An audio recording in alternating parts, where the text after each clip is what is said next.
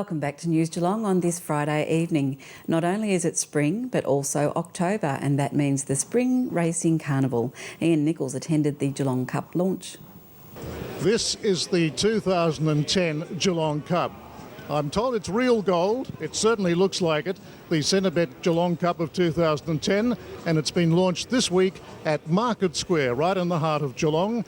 We're talking with the ambassador for the race meeting, Stevie Johnson from the Geelong Football Club. We've got racing rider Dennis Craven, and the mayor, of course, John Mitchell. He's everywhere. Stevie, a brand new experience for you, turning your hand to the sport of kings now.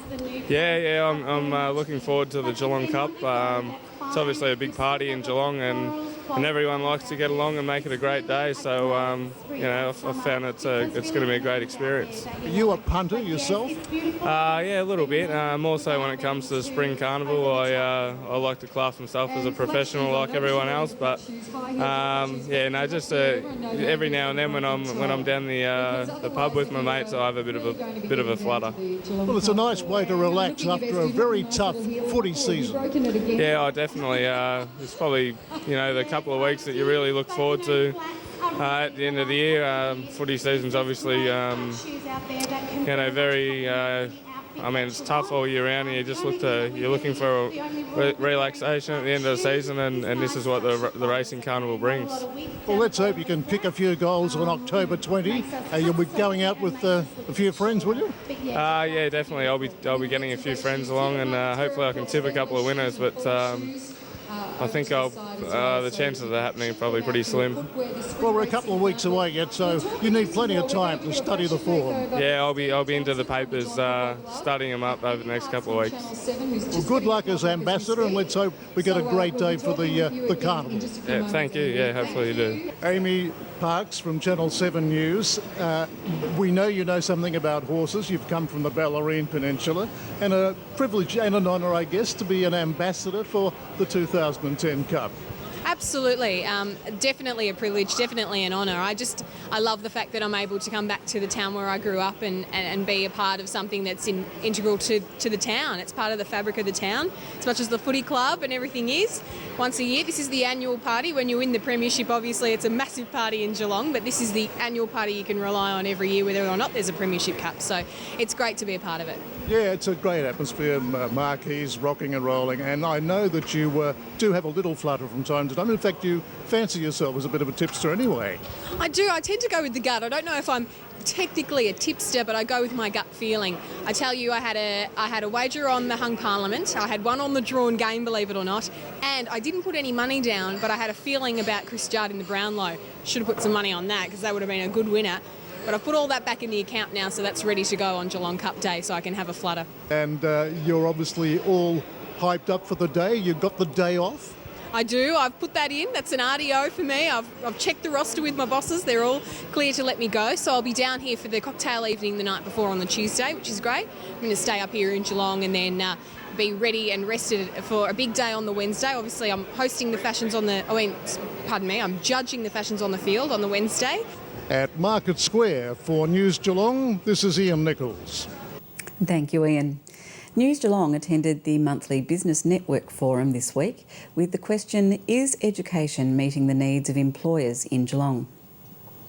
Yes, look, Meryl, it was a wonderful meeting. It's a great opportunity for me as principal and also as representative of the Geelong network of secondary principals to be able to speak with Geelong employers this morning, both formally but also individually to, I guess, give a perspective to employers about what secondary schools are engaged in readying students for the workforce, and that was the nature of the meeting this morning. Of course, a very important one because we talk about those soft skills that I think was a focus this morning. About it's not so much the content and the knowledge and what students know and can do, but it's those people skills, the interpersonal skills that are important, and that reinforced with me that this morning on a number of occasions with employers wanting to know more from myself, from a secondary perspective, from the tertiary sector as well, about how we develop and promote those skills in our young people that are are complementary but also incredibly important when they're selecting employees. And indeed we have a number of programs that engage students in understanding that. We also, of course, it's about skills and knowledge, but it's also about students having a great understanding about careers and pathways, and there are plenty of people in place in schools and lots of great resources to enable that to happen. This morning is a great opportunity for, I guess, education and training sector to put their thoughts about what we've got in place for training the students and the workers of tomorrow, and it was also great for employers to come in and give their view. And I think there was a lot of common ground, but there's obviously some work to be done to fill some gaps. Education and training is a lot more open. I know from the Gordon's perspective, we're very open to feedback from employers and students, and recently we hosted a session where we had employers come in and brief our membership, our management team about, I guess, their view of training and the performance of our graduates. So I think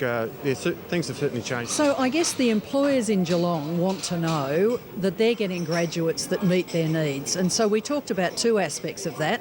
One, that we're teaching the right things, and the other, that we're teaching it in the right way. So for teaching the right things, we're really having a look at skill shortages nationally and in the region. And making sure that we fulfil those needs for employers. A good example is the provision of the Deakin Medical School. Fabulous opportunity, teach doctors locally, they stay locally where they learn. So that's been a great opportunity. We're now looking at other courses in that area, optometry, pharmacy and so on, and we may take those forward. I guess there's business courses too, making sure that they stay relevant.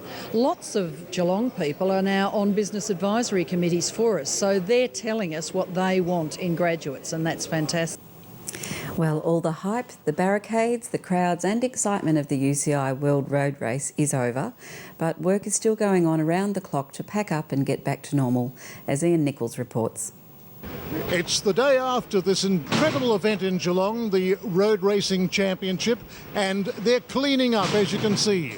An army of workmen have moved in the afternoon, and they are now beginning to take down all the barricades in Moorabool Street, which of course was the straight finish. The grandstand still remains for the moment, but this is going to take them a few hours during this time this afternoon to make Geelong back to normal again, if that's possible, after what has been a most successful UCI World Road Racing Championship. Thank you, Ian. This is News Geelong on this Friday evening as we go to a break and return with sport and weather after this.